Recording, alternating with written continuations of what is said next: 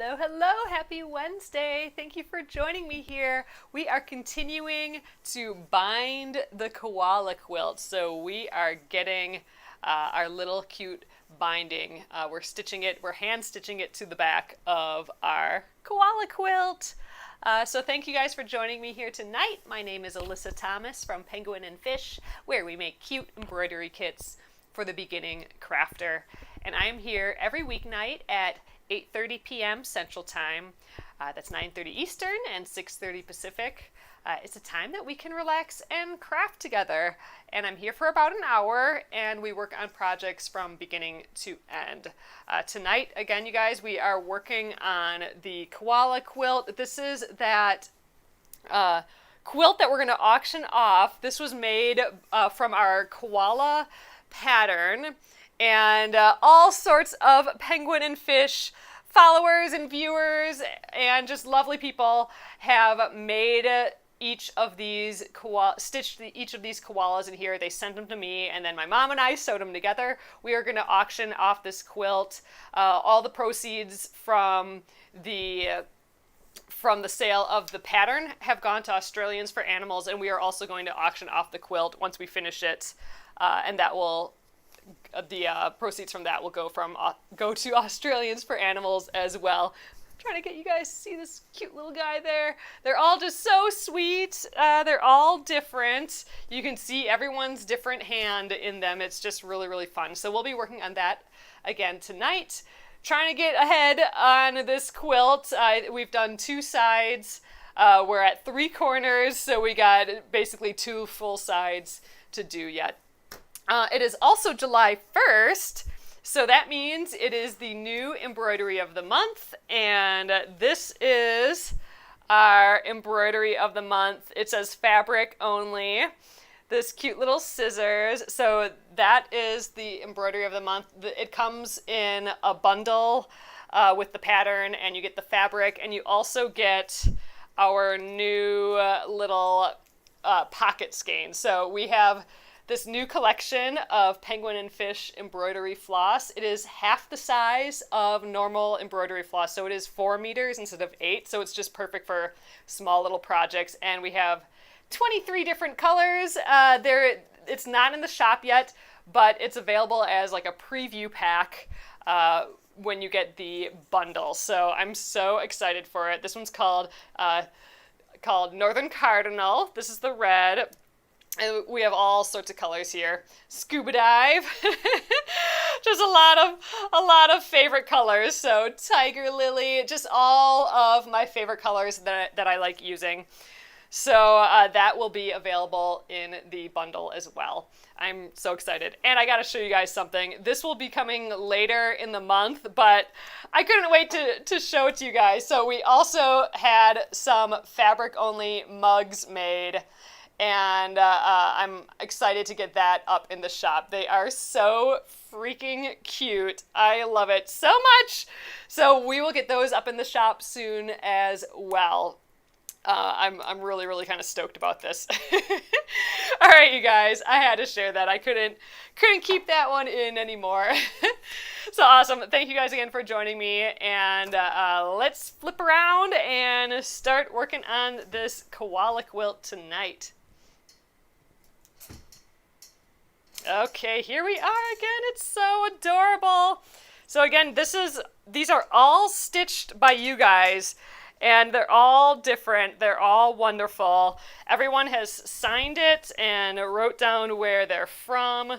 So I mean, someone's gonna get all these koalas from all around the world. It's just kind of amazing. I love it so much. They're all just so sweet. All right, you guys. We left off last night. We did the corner last night here, and we got like a 2 feet or so, maybe just shy of 2 feet in. So we got a good part of this the top edge done. So I'm going to continue on that tonight. So all right, let's get down in here. Let me move some stuff.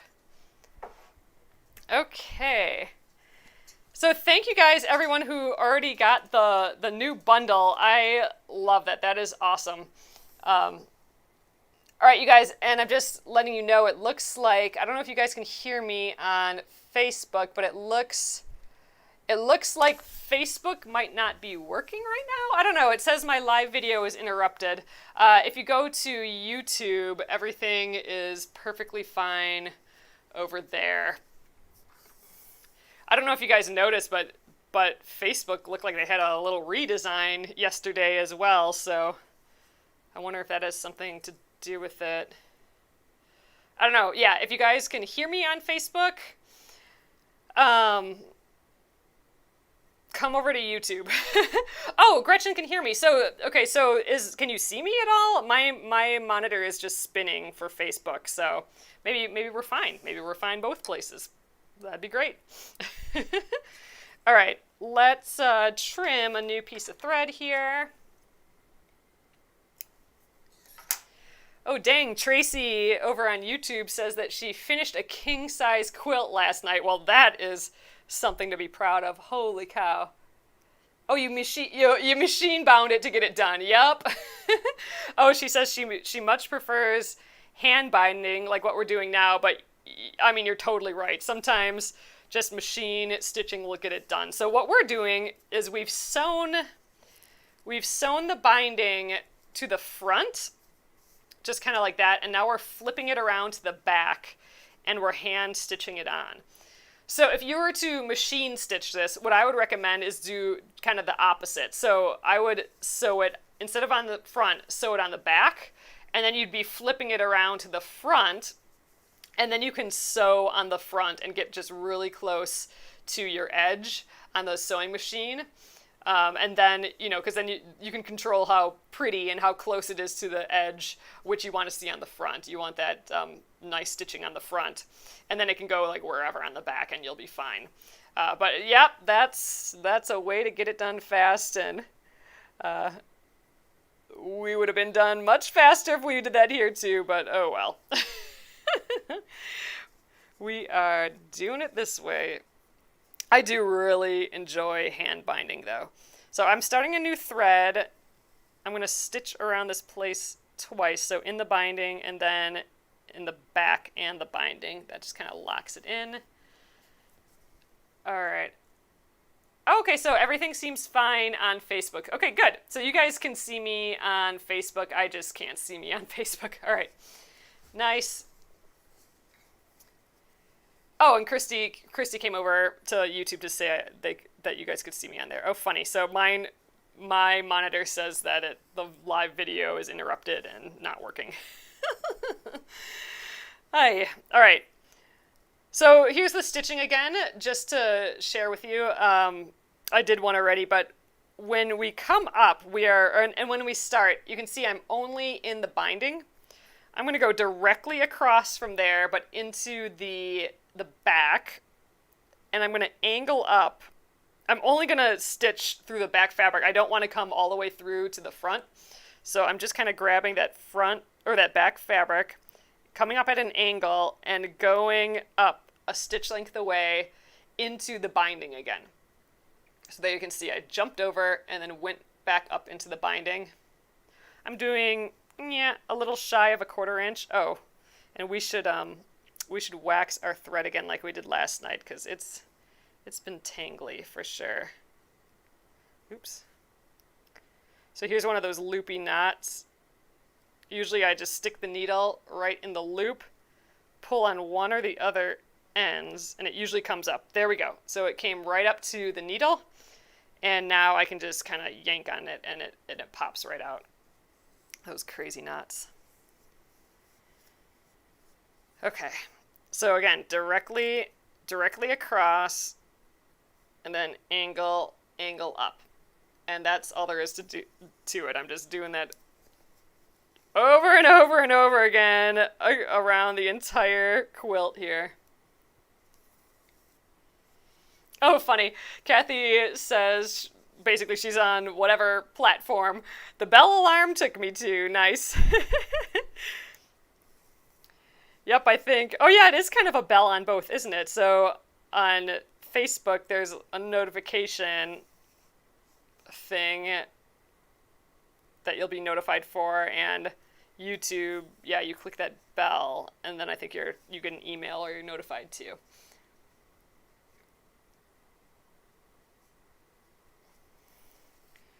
Man, you guys, it is a steamy, steamy day again here. We had like those couple just beautiful days, but I mean, and it's still beautiful out now, but holy mugginess, man. And I made an error. It was getting kind of chilly. We just got our air conditioner fixed, and so now it works way better. And so it was a little chilly in here this morning, so I stopped the air, but now it's so muggy in here, and I'm just kind of sweating right now. Sweaty, and then, of course, we're working on a quilt. At least the quilt isn't on my lap, like it normally would be if I'm doing a binding. Oh, Colleen says, it is so cool how you get rid of those knots. I did not know that trick. Yeah, it took me a long time to discover that, but that is, I mean, at least in the way that I stitch, I'm assuming this is the case for other people, but that is the knot that I get all the time. Like, that's my most common knot when I'm doing any sort of hand stitching, like embroidery, then it's with the big floss, or stitching like this. It's that weird knot that's just like a loop, like a bunny ear. But yeah, in most cases, if I stick the needle into that loop, then then pull on the threads that are dangling from it, one will tighten and one will pull it up to the needle. So you got to find which one that is, and if you can do that, then it just pops right out. It's awesome. Every once in a while, I'll get in a situation where it's just a crazy, crazy knot, and I have to just cut it and go back a few stitches and tie a knot and then start over. That's just a bummer. But usually that works.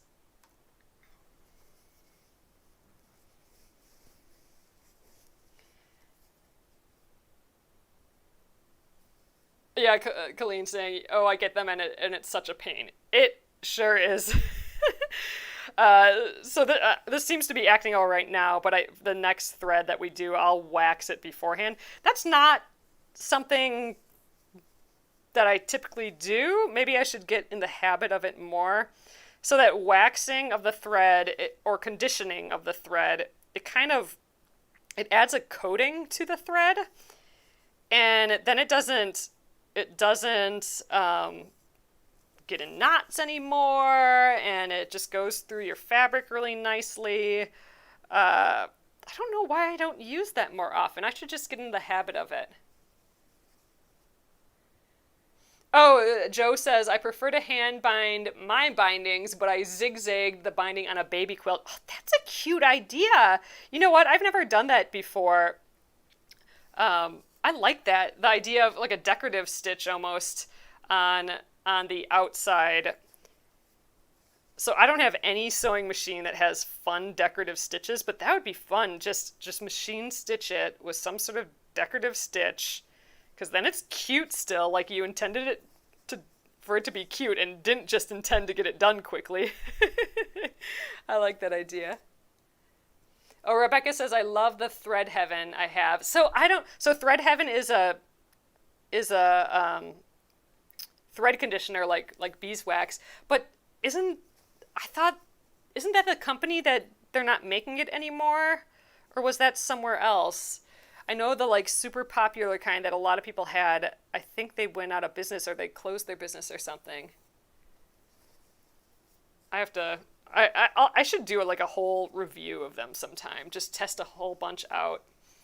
That'd be kind of good, like as a beginner really, because I don't typically use a thread conditioner. So it'd be interesting to do a test of like no conditioner and then this conditioner and this conditioner and this conditioner, just trying different things out. I kind of like that idea. I feel like I'm like super speed stitching today. I'm digging it. Colleen, I like when you say the left coast. The left coast is too cool to be outside. Too cool. Oh gosh, that would be nice. Oh, you're working on a jean quilt. Oh, I love that. Man, that is still one of my favorite quilts that I did was my jean quilt. That was a big finish for me. That was like a 15-year long quilt just about. Rebecca says she has 2 cubes of that thread heaven. I bet you can get it on eBay and stuff yet. All right, now something's stuck. All right. Ugh, just the end of my thread wants to knot around here. That's going to cause me trouble. Hopefully it doesn't get too annoying here. Robin's asking, do I still have the machine that has, knobs that are for different stitches? I do. So that, gosh, what are those called again? They're called something. What do you someone here must know. So those old sewing machines where you have those discs that you have to put in the top, and then those are the different stitches. You're right. I do have decorative stitches. Those would be decorative stitches. They're called something. So some of these old machines, instead of having like a zigzag stitch or a decorative stitch like built into the machine, they have a little disc that looks like some weird oddball shaped circle. Oh, cams, that's what they're called. Gretchen got it. So cams, Gretchen and Paula and PJ, yes, so cams. That's what they're called.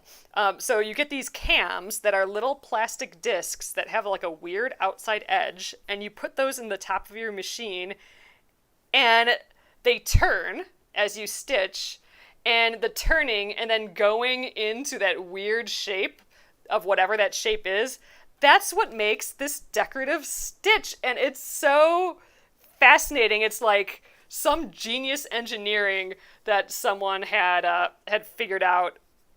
But you're right, I do have that machine with some cams. Gosh, that'd be fun to dig out again. So that's the machine. It's a I think it's from 1967? The 60s for sure. It's a 60s Kenmore. It is the heaviest dang machine ever. But I sort of acquired that machine because I liked the case that it was in. So it came in this kind of, like a table where the machine disappears into the table. But a lot of times the whole bottom is closed off and they look pretty bulky. This had actual legs, so nice skinny legs. And then this little, it looks like an end table. And then this top, but then the machine folds into there. I wanted that cabinet. I got this all at a rummage sale at that big sewing rummage sale that they have here in Minneapolis. But I wanted to put that awesome, my steampunk sewing machine, so that sewing machine with the black crinkle finish from, I think, 1938. It's the machine I've been using as of late. That's the machine I loved and wanted, and I wanted to get this case or this cabinet for it, this cute little cabinet with the, nice legs and stuff. They wouldn't sell me the cabinet without the existing machine. And so the machine, it's so funny, these cabinets are more expensive than the machines. It's really, they're basically giving me this sewing machine for buying the cabinet. But the sewing machine that was in it was this 60s Kenmore with the cams.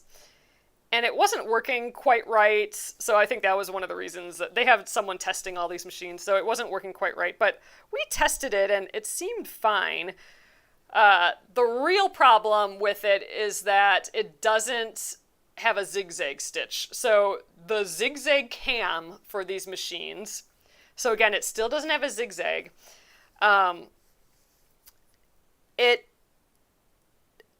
It's a cam, so you have to put the zigzag cam in the top, and those zigzag ones are notoriously, I've learned this since, are notoriously difficult to find. Like, you can't find them on eBay or anything, and the reasoning is because people probably kept them in the top of their machine. So they probably never took that cam out because they probably weren't doing decorative stitches all the time. And so they left that cam in their machine. But a lot of these machines ended up just, in the junkyard, right? So people are just throwing away these machines, not knowing that that zigzag cam that apparently is highly coveted because there's tons of people looking for them, including me. They're just throwing them out with the sewing machine because they don't know that the zigzag one is in the top. But yes, so it can't do a zigzag machine, which means it also can't do a buttonhole stitch, which, I don't do ever. But that's one of the features of the zigzag cam, is you can do a buttonhole stitch. But it does have a bunch of other decorative stitches that aren't just like dressmaking stitches, for stretch of fabric and that sort of thing. They're actually decorative. So I could get that out in some time and just do a quick binding with a decorative stitch. That was a long story for decorative stitching. But yeah, so doesn't your Kenmore 70s do the zigzag stitch? So my 70s Kenmore does have more than just a straight stitch. It does technically have, I wouldn't even call them decorative stitches though. It has other stitches. So it does, I stabbed myself. It does have a zigzag stitch, and it does have other stitches meant for like stretchy fabric or like a special, like a blind hem. So it does have like dressmaking, clothing making stitches, but it doesn't have like pretty stitches like this one does a wavy line, or let's do a bunch of little stitched flowers in a row. Like it doesn't, like all the new machines have. All the new machines have just really fun and exciting decorative stitches. So really the only thing I would do with the 70s Kenmore sewing machine is like a zigzag stitch. But I love the idea of sewing on a binding by hand with a decorative stitch. I don't do that often. I'm typically here chilling, doing a hand stitched binding. But yeah, in a pinch, yeah, especially like with a baby quilt or something, getting it done with that machine stitched binding, not a bad idea at all. Oh gosh, see, the end of my thread is just twisting around. I should just cut off that little bit, but I'm almost done here with this thread, so I'm gonna just keep going. Gosh, we're cruising. I'm almost halfway done. I might be overestimating. Okay, I'm gonna call it a third. I'm a third of the way done with this top, the top edge here. Bees, yep. Tic Tac Faux just came in on YouTube. That is my brother. He's the one that hooked me up with this computer and helped me figure out so I could stream with you guys on Facebook and YouTube at the same time. Oh gosh, so Gretchen says, I've never done a scalloped edge to a quilt. I wonder how difficult that would be. I've ogled from afar those scalloped edge quilts too. So what we're saying by scalloped edge, I mean, this is just a straight edge, but people have done quilts that actually the outer edge is like this scalloped shape. Gorgeous. Like they're freaking beautiful, right? So I have never done one of those before. However, I suspect that their binding is actually made on the bias. And I'll talk about that in a sec, but that'll allow for the curves and that bend of a scalloped edge. So my binding is not a bias binding. And what I mean by that is the bias on fabric, like the term bias refers to like a diagonal edge of fabric. So for example, you can kind of see in here the weave of this bee fabric. It goes vertical, like all the threads go vertical and horizontal, and it's woven together. If you draw an angle, like a 45-degree angle across that, like if you cut that, for example, at a 45-degree angle, that's what's referred to as a bias. So a bias edge or a bias angle. That angle, like an edge that's cut across the grain of the fabric, the vertical and horizontal of the fabric, that is very stretchy. It is stretchier than the vertical and horizontal angle.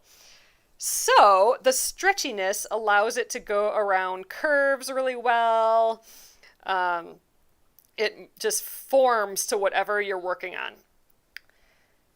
So that's whenever you hear the term like a bias strip or something like that, it has been constructed by cutting at an angle. So it's going to have a different properties really than a binding like mine, where I just cut 2 1/4 inch strips with the grain. So mine would not wrap around curves, scalloped curves like that very well. I don't think I've ever actually made a bias binding by myself, but like we should do that sometime. You fold your fabric at an angle and then you just cut around and around and around.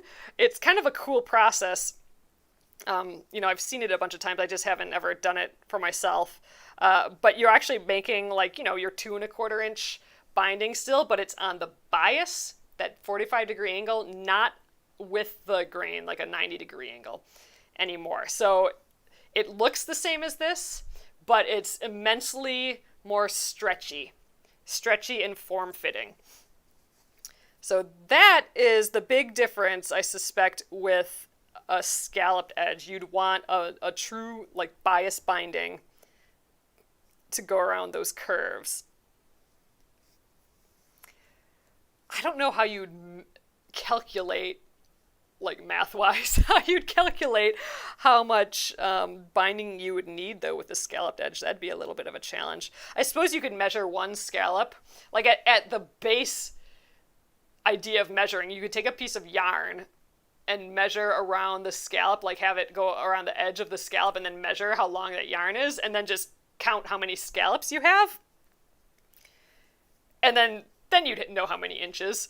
So I suppose that's how you'd know how long to make your bias strip, your bias binding.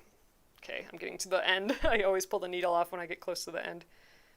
I gotta trim the end too. It's looking a little fuzzy.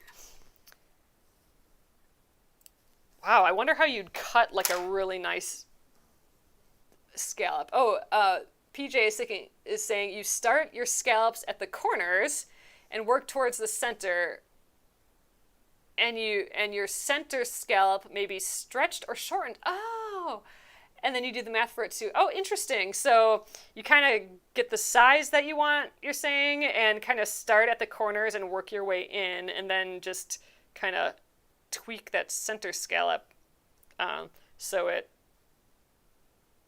kind of fits with the rest. Oh, interesting. So I wonder, I guess you just take like a plate or something, like some half circle device, like a half of a plate or whatever, and just draw. And I'm guessing you cut it all out by hand and, measure a scallop and do the math for your binding. And then you just start stitching around those scallops, I guess. Gosh, we got to do that. One of the next quilts, like if we start another quilt here for some reason, or like some something, and we think, you know what, scalloped edge, that could be a fun thing, let's do it, because I love just learning new things like that and trying things out that I haven't done before. Like every single one of my projects needs an agenda, basically, like something for me to learn or test a theory, or some creative thought that I want to test out. It's all experiments. It's all testing ideas, right? So I would love to do a scalloped edge for something.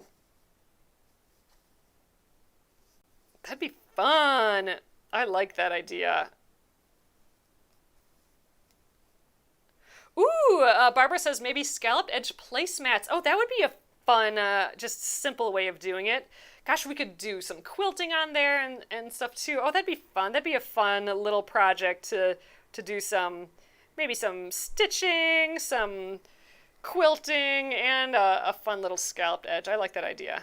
All right, I'm almost out of thread here, so I'm going to go around this spot one more time with a loop here. All right, and then I'm going to just kind of go up in the binding area here where it'll be hitting and tie a knot.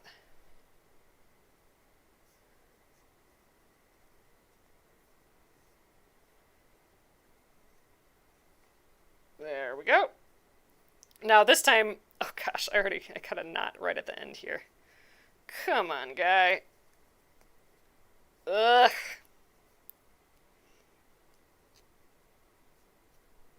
Well, ugh. Well, now I broke my thread too. Let's just assume that this knot is going to stay just fine. I think we'll be fine. All right, let's get some more thread, and I am going to condition it this time. I'm going to try, maybe I'll try and just get in that habit. It's not something I typically do. I'll have to, let me know your guys' favorite thread conditioners. I do have this just like really old beeswax. Oh, I do have some different nice fresh beeswax. I have to find that. So I already have beeswax, but you know, and you mentioned Thread Heaven. So if there's any other, and I think I was saying this last night, but I think Wisecraft Handmade has a new thread conditioner too. Yeah, let me know what thread conditioners you like, and I'll get some, and we'll test some out here. That'd be kind of fun. Ooh, I maybe got a little too long of a piece here again. So this is just a little thing of beeswax, presumably beeswax. I'm like literally assuming this is beeswax. I do have another beeswax piece that I know is actually beeswax. I'm gonna have to find that, but there, I just put it through, and you can already tell it's got a heavier weight to it. It's just a little thicker. I like it. It's good. So hopefully it shouldn't, you know, it's not, look at it, it's stiffer. It's not winding up on itself. That's the whole idea. We want to help protect our thread. And, you know, there's a lot of friction that happens as you go through this fabric. So every time you're going through the fabric with the thread is rubbing against the fabric. That's why you don't really want to use, you don't want to, oh, I didn't tie a knot.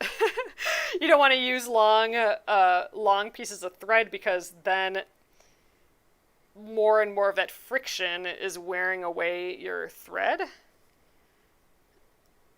So ideally you want to use kind of shorter pieces of thread. Sometimes I get lazy and keep them long, but oh well. Oh, Bonnie says that she used Burt's Bees lip balm. Oh, that's interesting. Oh, okay, so Gina says that Thread Magic is the same as Thread Heaven. Okay, so one of those was that company that stopped making it. So, okay, so maybe did someone else pick it up or something? The same product? Or they're similar enough? I'll have to look into that. So beeswax, we'll get some Thread Heaven, or Thread Magic, whichever one is the one available now. Oh, Bonnie says just soap. Oh, that's interesting.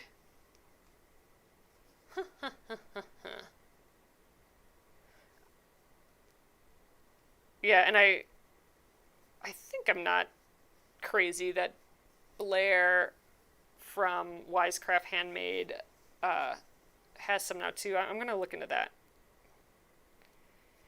Because we know and love her. It'd be fun to use her product.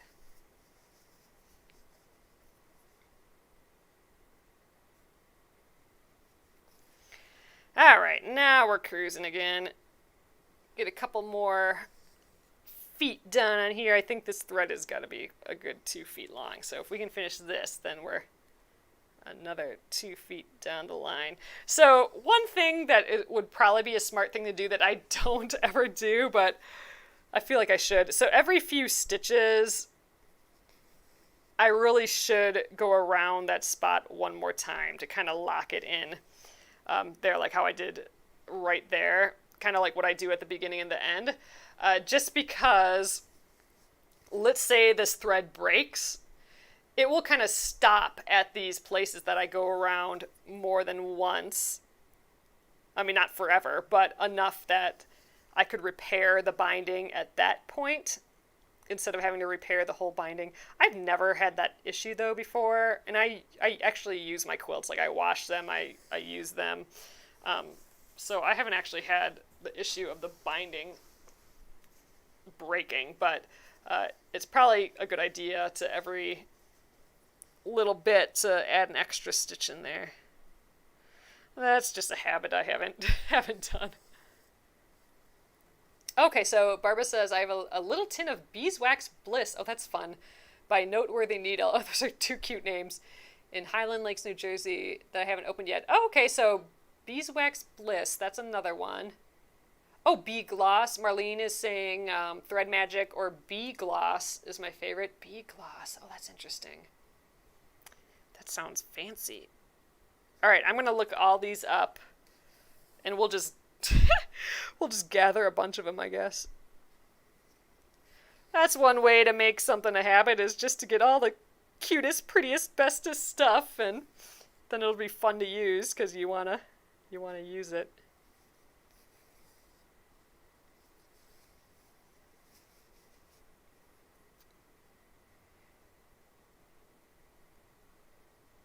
Oh, yes. So the chat does not come up on the screen anymore. So PJ is asking about... so on Facebook, it used to be that the comments would come up right on the screen. That doesn't happen anymore. So if you're on YouTube, the comments will all be coming up on the side. There's the right side, you'll see all the comments. And then I think it's similar on, or if you're on a phone or something, then it'll be underneath. And I think it's very similar with Facebook. It'll be on the side or underneath, depending on what you're watching on, or coming up right on top. But no, the YouTubes, the replays will not have those. So you'll only see the comments of whatever platform you're on.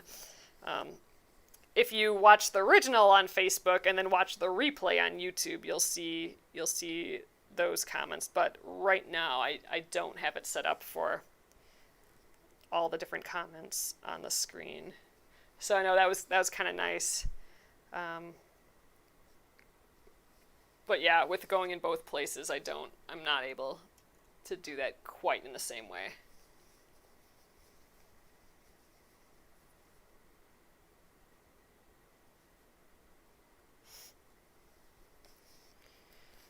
I might be able to do something similar to that in the future, but I haven't found a way that it actually looks nice or kind of functions right yet. Oh yeah, the name was Wisecraft. So it's Blair. Blair from Wisecraft Handmade. It used to be Wisecraft Quilts, so if you do a search for that, I'm sure it will come up too. But Wisecraft Handmade, I think I just saw on her Instagram or something the past week or whatever that she has the thread conditioner, and it looked like her logo and stuff on there. So it just kind of stuck in my mind, but I haven't dug into it yet. But we've done Blair's projects on here before, a couple of her projects.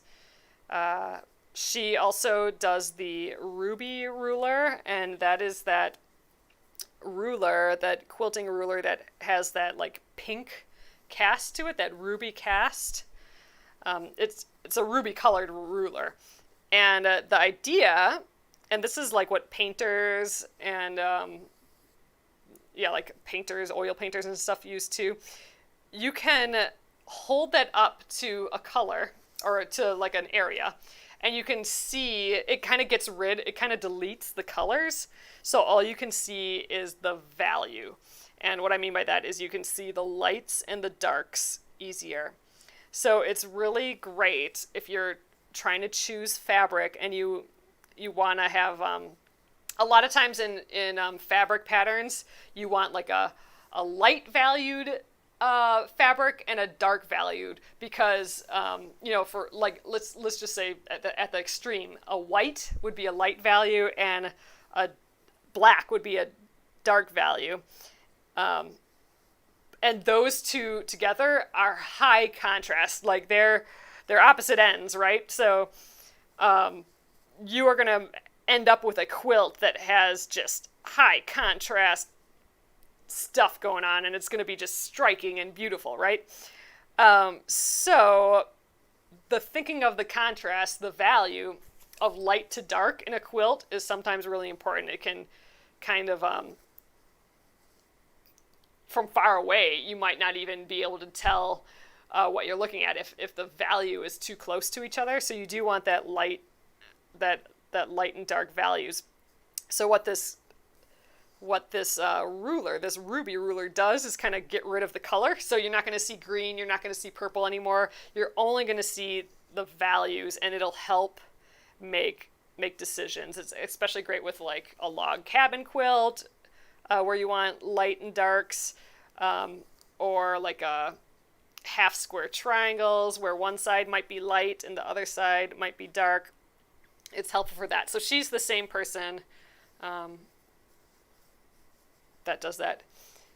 Oh, cool, Daz. You could go to a bee farmer and get real beeswax. That's the truth too. And we actually have, at least by my parents in Wisconsin, just a pile of places I could go through for that. One of my friends from high school, her family has a, I was gonna say like a bee farm, but oh no, I'm thinking of maple syrup. They have a maple syrup thing, but there's a bunch of other bee stuff in the area for sure.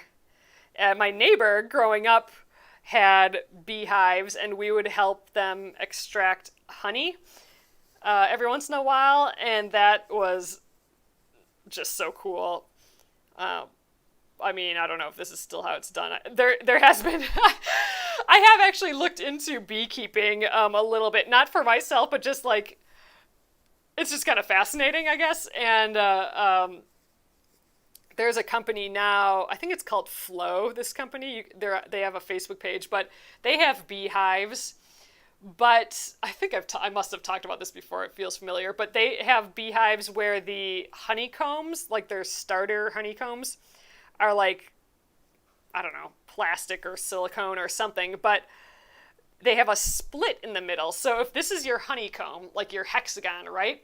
You can turn a dial and it will split the honeycomb in half. So one side will just shift down, and then all the honey just comes right out, and it comes like there's a spigot, and it just comes out right into the jar. And you're not disturbing the bees at all. And then you just put it back up when that jar is full. So you don't actually have to take out the honeycombs or anything, unless, the hive is changing over or something and you're cleaning it or something, I would presume. But yeah, it just goes, and all the honey comes out, and then you close it back up and they just keep making more. So there's innovation in the bee industry. But when we were doing it with my neighbor, they'd have like a big metal vat container basically that had a spinny thing in the middle. So you'd put the honeycomb in the middle, and then you'd start spinning it. You'd crank the thing and it would spin in the middle, and all the honey would shoot out onto the sides of this metal container and drip down the sides of the container to like a spigot, and then it would just drip into the different jars. So you just keep putting a jar underneath it.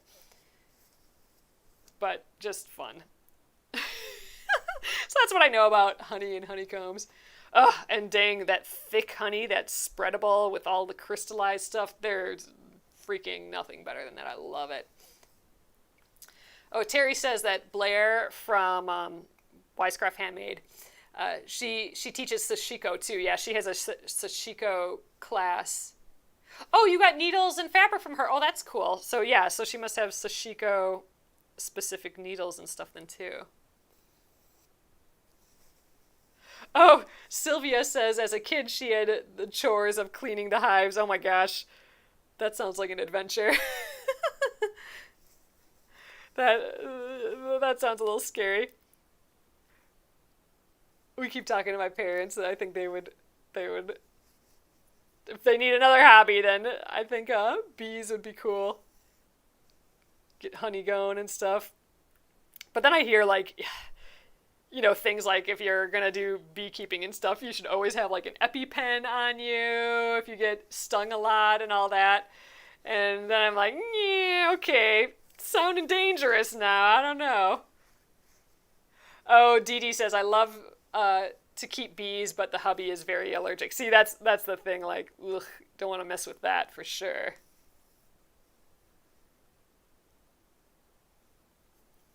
But yeah, I do have a little piece of beeswax around here that's actual honey beeswax, like actual beeswax without like additives or something. So I gotta find that. And then I'll get some of these other conditioners. That'd be cool. We'll test them all out, see how they do. I'm sure we'll have another binding to stitch at some point. So I've used a thread conditioner or like that beeswax every once in a while with normal thread. I have never tried it on embroidery floss before, so I'm curious about that. I don't know. I would think you'd be able to see it a whole lot more. I don't know. I'll have to give it a try. Ooh, your brother-in-law, Deborah is saying her brother-in-law is a beekeeper. He loves taking care of his bees, and I love their honey. Ugh, honey's the freaking best. So good. Oh, happy birthday. Dee Dee says that she is 60 today. Very exciting. Congrats. I'm reminding myself that it's a privilege to grow older. So that is a privilege to turn 60. Happy birthday.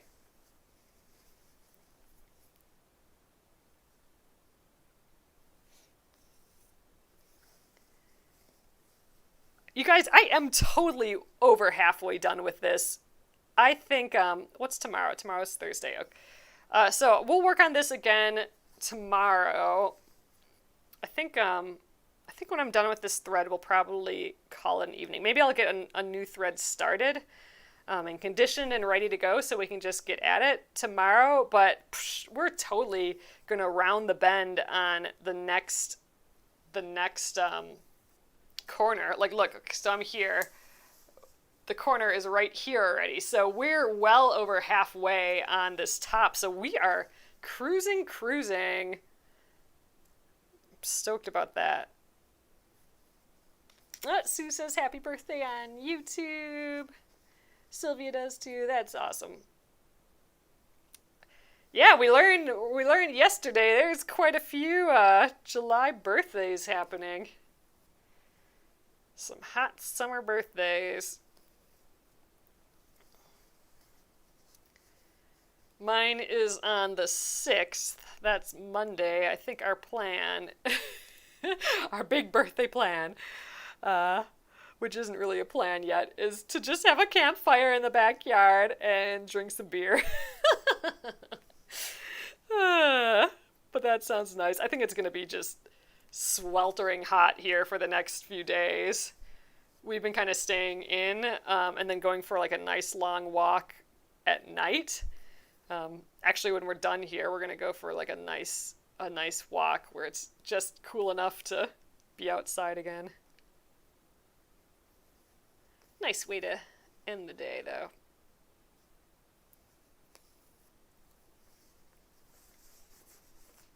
Ooh, I gotta rotate this quilt. It is falling off the side.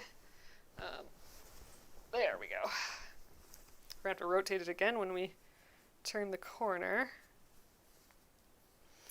It's a big one. This is, I think, like a large queen size quilt. I'm gonna have to measure measure it again when we're done.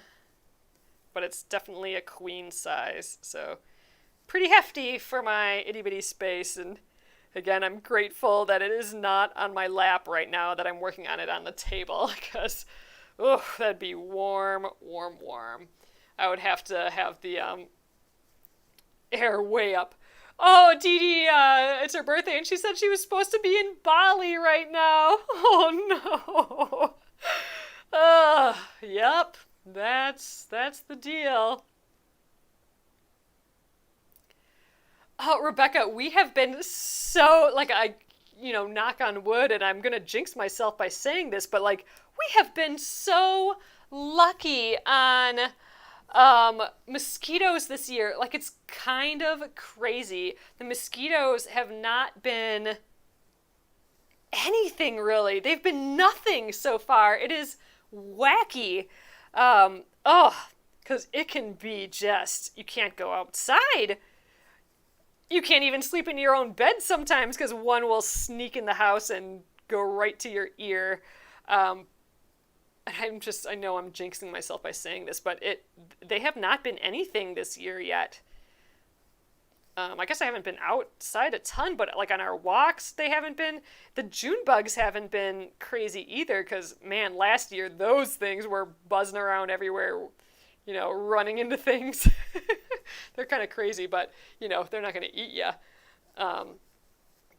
But dang, we have been very, very lucky so far with the mosquitoes, so I'm very, very happy for that. Oh, so Sue says that she uses Thread Heaven, the thread conditioner, on all of her counted cross-stitching projects. It works well without discoloring or leaving residue. Ooh, okay, definitely interested in that. So, cross-stitch would be, using thread, like embroidery floss, like how we are.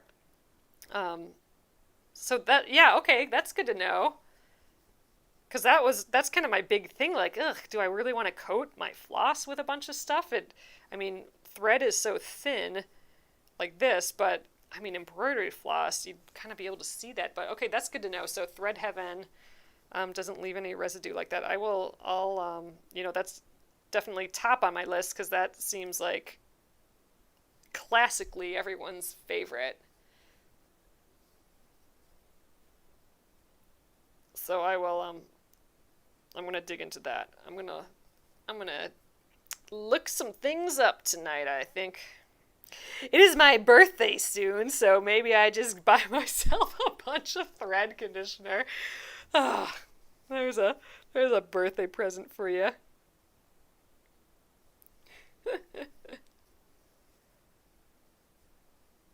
Yeah, Bonnie says June bugs will just knock you in the head. That's true. They're just like tiny bumper cars, really, but loud, and I still don't want to get whacked in the face with a June bug. Yuck, no thanks. So a queen size quilt, Luann is saying, is 60 inches by 80 inches, and I think we're very close to that. I think we might be a hair over in one of those measurements, and then like right on with the other, if I remember. I know we didn't measure when we did this quilt, but I can't remember, so we'll have to measure again. I'll measure it before we put it away again. Oh, Barbara says that's why she hasn't used beeswax, because she wasn't sure about the residue. Yeah, I definitely feel like I have a coating on here from the beeswax. And again, with a little thread like this, I don't think it matters to me, but like embroidery floss, that's thick, so I wouldn't want that same on the embroidery floss. Okay, I think this is my last stitch here. We'll do two more. I'm running out of thread here. Oh, and Gina says that she's been told that beeswax yellows over time. Oh, that's interesting too. Yep, I'll have to definitely try that Thread Heaven. So I just like some of those other ones for their names, like Bee Bliss. That's kind of cute. I'll have to look into some of those too. Cheryl's saying the mosquitoes have all gone to Minnesota to eat on my vacation in grandkids. Oh, funny. So they must be in northern Minnesota because I'm not getting them here in Minneapolis at all right now. But like I said, maybe I'm totally jinxing myself. I haven't been in the backyard at night really, so maybe on my birthday when we do that, maybe it will be kind of crazy out there. We'll see. Ooh, Sue says ticks are bad. So I have never been in a tick-infested area, really. That freaks me out. We had friends or cousins just right out of the city, and they had a bunch of ticks, though. Ugh, no thank you.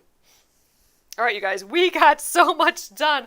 Okay, so we basically did almost the whole top today. So all of this, like I said, I felt like I was just cruising today. So I think we started about here today. So here's that corner. We started about here. I'd say that's about a foot. 1, 2, 3. Oh, we got like 4.5 feet or so. 4 feet and like 3 inches or so.